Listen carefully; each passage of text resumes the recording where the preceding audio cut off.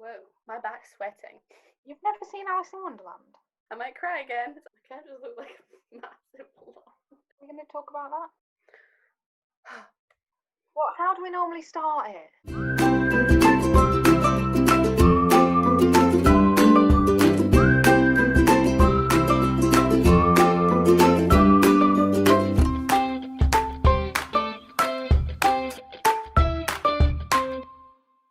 Hello and welcome to Uphill From Here.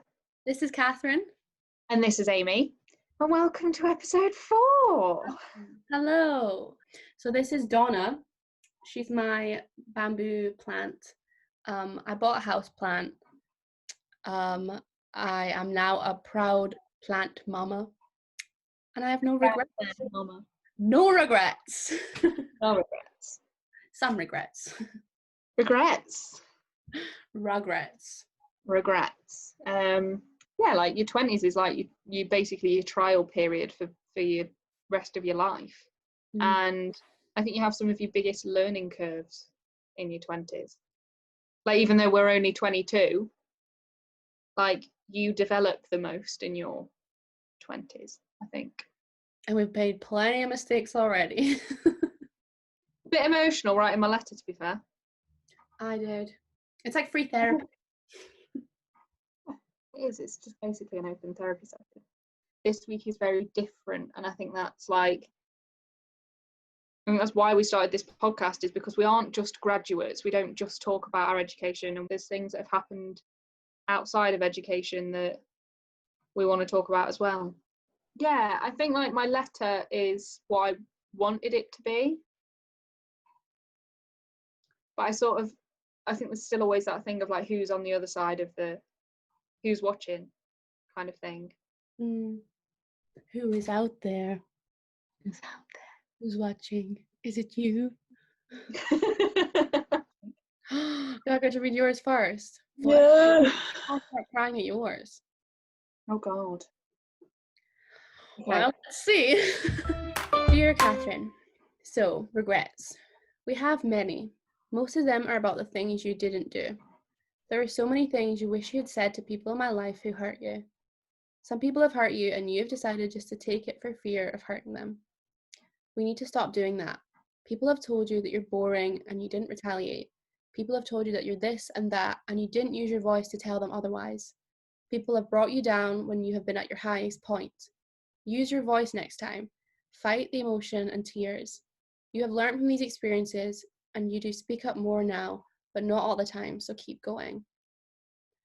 You regret not calling something off when someone was stringing you along.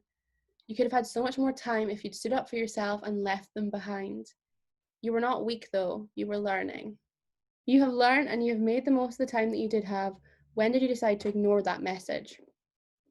There are so many things you wish you had done, classes, opportunities and hobbies you'd taken. You wish you'd started performance training sooner. You wish you'd sought out courses and workshops more proactively. But remember, there is still time. Most of all, you regret holding on to these things like a rope and making your own hands sore. You continue to hold on to a lot of these things and all they do is drag you down. So here you are, letting them go right here and now with one of your closest friends. Goodbye, regrets. Love from Cathryn. Oh, I'm so proud of you. It's difficult. Oh, I'm crying already. Are you sad? A little bit. I'm actually crying. Oh. You never know how much someone's holding on to something in their own life unless they open up about it. Like, obviously I knew like about past relationships and like choices you made during uni, and like you say, your friends are there for that, but they don't know like the lasting impact that has on you unless you talk about it. Like I didn't know you were still holding on to all that stuff. That's something you've always told me, is just let go, because the only person you're hurting by holding on to that rope is yourself. You're gonna get burned. So like, let it go. Do you think that you would have felt, you've said that you regret the things you didn't say in certain moments and didn't admit and didn't say out loud because you're too scared to until you wrote this letter, which was really brave. but do you think it would have been better for you to say the things and never be able to take them back? Yeah. Yeah. You I prefer think, just to be able to be confident and say, yeah, because the person that I am now kind of sits there and thinks like, why did I ever let people speak to me like that? And, you know, with the whole fight the emotion and fight the tears thing, like I don't like confrontation. And that's my problem. It's like I don't like confrontation, but then sometimes when people confront you, you kind of have to fight that back. I kind of wish that, you know, no one was fighting my corner at that point. I was fighting my own corner. You know, no one was with me. No one was fighting my corner with me. So I needed to use my own voice to do that, and I didn't. And I think that would have been really important, because there are still so many things. Like, I have closure on a lot of those situations now, but there are still so many things where it pops back into my head and I get annoyed that I didn't say certain things to people. And I don't necessarily mean like nasty things. I don't necessarily mean people saying you're horrible or you're ugly or you're, you know, this, that, and the other. I don't mean stuff like that. I mean people making a judgment on me and telling me what sort of person I am without me being able to decide that for myself. And I have decided that for myself now. And then I'm in a far better position because of it.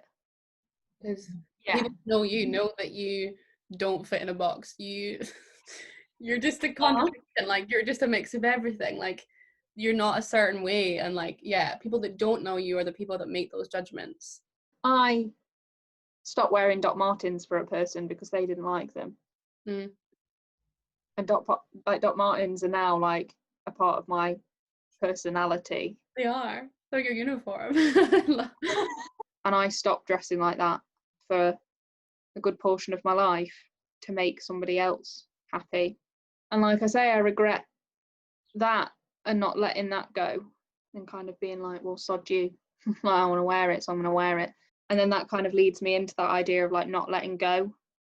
Not even not letting go, not shutting down something that should have been shut down far earlier than it was. And when I made the decision to stop that, I felt powerful. And in the long run, letting go of it was what was best for me. But I regret not doing that earlier. And do you think those other people have spent as much time dwelling on what happened and what they said and what they did as much as you have? No. I want them to, but they won't have done.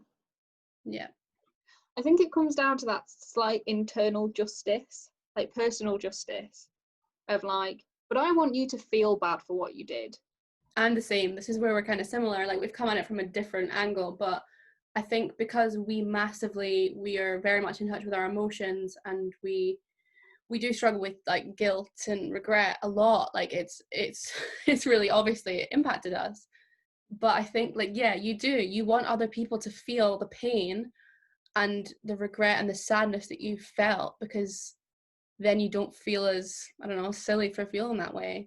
You want someone else to go, no, I feel that pain, and I feel as upset as you do about that. You can wish that someone feels that way, and it won't make them feel that way. Like, you can't force someone to feel bad for something they've said or feel regret or remorse. Like, what you can do is you can seek out people who care about you, who do get, and you don't have to force them or wish for them to care. They just will, and they'll be there. And those are the people that you open up to, like we have now, and you talk to. I'm not going to put my energy into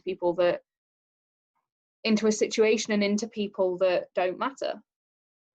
Kind of the roundup of what I was trying to say is that, yes, you can have regrets, but then turn that energy that you put into feeling regretful about something, or like I turn that energy into feeling regretful about something, into energy that can be used on other things.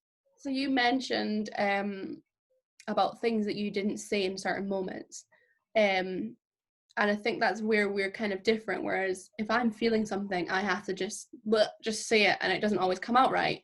But with you, you are more considered, and you are a little bit more reserved, and that you don't like confrontation, or you won't just blurt something out, you in that way have taken more time to consider how you feel about things. You've taken more time to like consider how you feel towards something someone said. Well, if someone goes, oh, I think you're blah, blah, blah, we're not going to raise our voices to that level. But it's a case of being able to just, we were just having this conversation off camera, is to be able to like be blunt, like fuck politeness. Like if someone has made you upset or made you uncomfortable by something they've said or done, it is perfectly valid to be like, I don't like what you just said to me, that made me feel really uncomfortable, or I don't agree with that and here is why. Being completely unapologetic about how you feel is perfectly valid, and I'm not necessarily saying like say everything that you think and tell everyone what you think of them, because sometimes it's not appropriate. Yeah, it's not helpful. No, it's not helpful, it's not useful. It's more about defending yourself and sticking up for yourself, which is always valid. That's always, you should always do that. You should never apologize for being you, for sticking up for yourself, for sticking up for what's right. Shall we read your letter? No. I am scared. I was gonna write a plan B letter. Were you? Yeah. This morning I sat on my laptop and I was like, right, I need to write something else because I don't know if I can actually talk about this. Are you glad that you didn't? Yeah, I feel like I'm like on here I'm quite open and quite honest. I feel like it's important to normalize having difficult discussions. Yeah, let's read it. I'm probably gonna cry.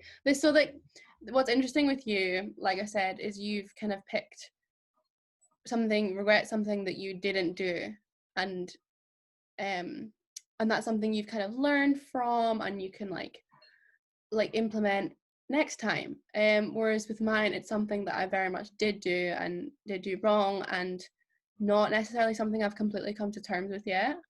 It's something that's still currently affecting me. So this is why this was difficult to write. The last letter I'll write for you. I could have written about something easy, something distant, been poetic about it, but I know that by romanticising this topic it wouldn't be truthful. It wouldn't be helpful, and I would be completely neglecting the pain that this simple fact has caused me.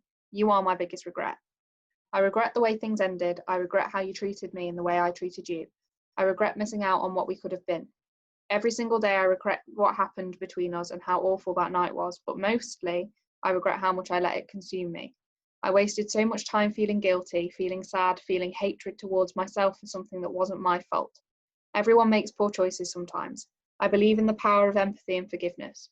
I recently read that feeling guilty for past mistakes and behaviours does nothing for you or the people you harmed unless you use it to change your behaviour. I am enough now. I was enough then. I sometimes made mistakes, but that does not make me a bad person or mean I cared any less or deserved how you treated me. My time is valuable, and I no longer want it to be taken up by these feelings of guilt or of regret, thoughts of what could have been. So I'm closing the chapter for my own well-being. I'm reclaiming my past mistakes, accepting them and allowing them to move me forward, help me grow. I hope you can learn from your mistakes too, Amy. I'm really proud of you. We regrouped. It's all good. Yeah. Mm-hmm. When me and Cathryn talk about like difficult situations, it's happened a few times for me. This is where the letter on the mantelpiece idea started for us. Like, it's people that are no longer in our lives and things that we can't talk to them about anymore for whatever reason. And we write and get everything out, and it's really helpful, and it helped me a lot. I think for a while I thought writing letters helped me deal with my emotions, because I thought it was a coping mechanism, and I think that was a lie. I think it was a way to hold out hope and a way to keep holding on to that rope, like you said. And the longer you hold on to that, the only person you're hurting is you. Putting a letter on the mantelpiece it is an effective way of letting your feelings out, but you need to do it for you, to externalize everything you're feeling. It's not for that person anymore. It's for you. You change that focus to yourself, and now it's about actually healing and repairing your own self and your own feelings, rather than trying to focus again that idea of energy. Rather than putting your energy into them, you start to turn that energy and put that energy back into yourself. Looking back now, is I regret how much time I hated myself for it.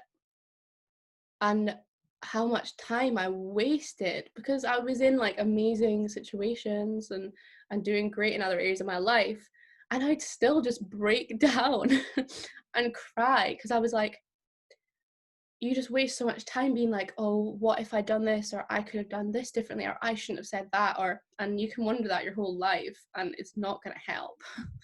It's not going to help push you forward. And I think that's what I've realized is I regret how much time I wasted feeling sad and regretting.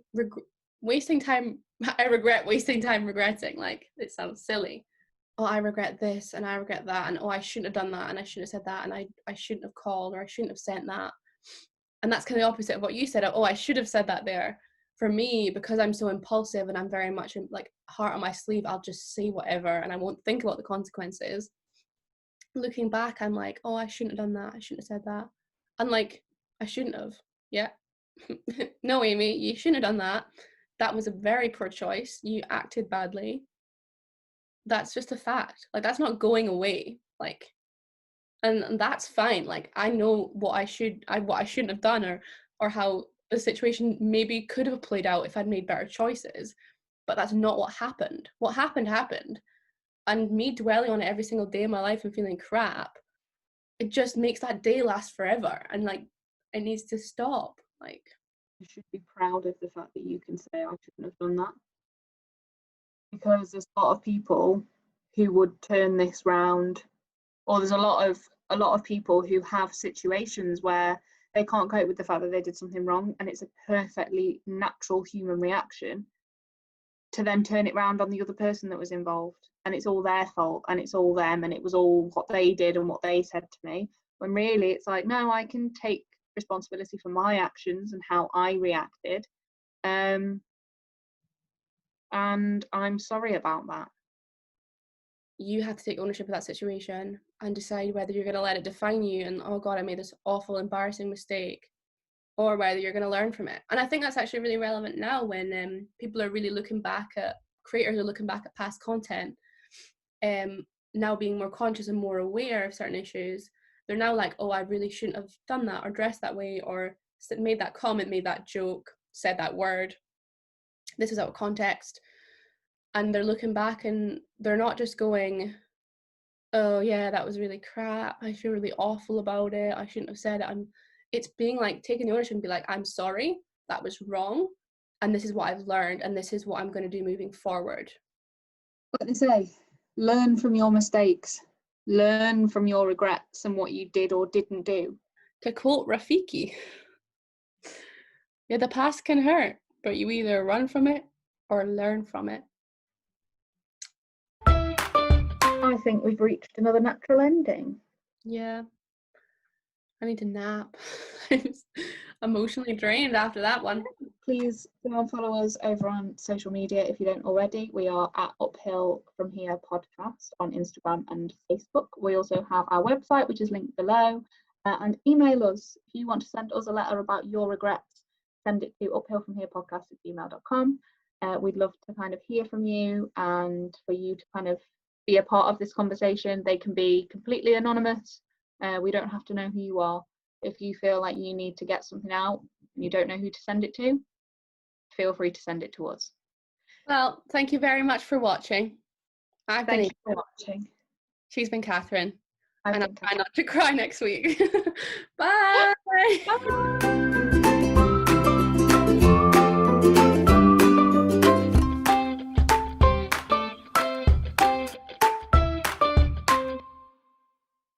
They ask you how you are, you just have to say that you're fine when you're not really fine, but you just can't get into it because they would never understand. What have I done? What was he called? Giuseppe? Gasapello. Giuseppe? I believe we've been doing this for a month. You never regret having dessert. Yeah, I've forgotten how to film. I've forgotten how to do it. All uphill, all up from here. All what? All All something. from this point onwards and things.